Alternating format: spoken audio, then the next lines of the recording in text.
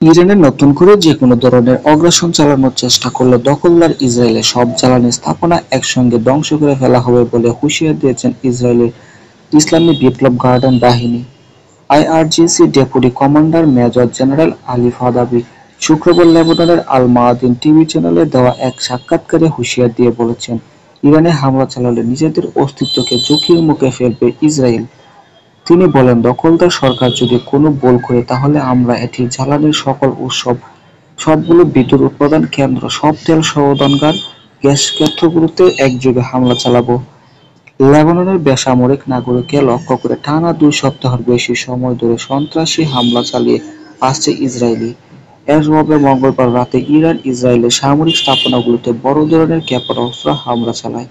পরে Tel Aviv ইরানের তেল ক্ষেত্রগুলোতে হামলা চালানোর হুমকি দেয়।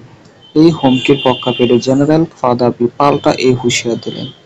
তিনি বলেন, ইরানের একটি বিশাল দেশে যার রয়েছে বহুমুখী অর্থনৈতিক কেন্দ্র, অথচ ইসরায়েলে মাত্র 3টি বিদ্যুৎ উৎপাদন কেন্দ্র, কয়েকটি শোধনাগার রয়েছে। ওইসব কেন্দ্র একযোগে হামলা চালানোর ক্ষমতাও আমাদের রয়েছে বলে মন্তব্য করেছেন জেনারেল ফাদাবি।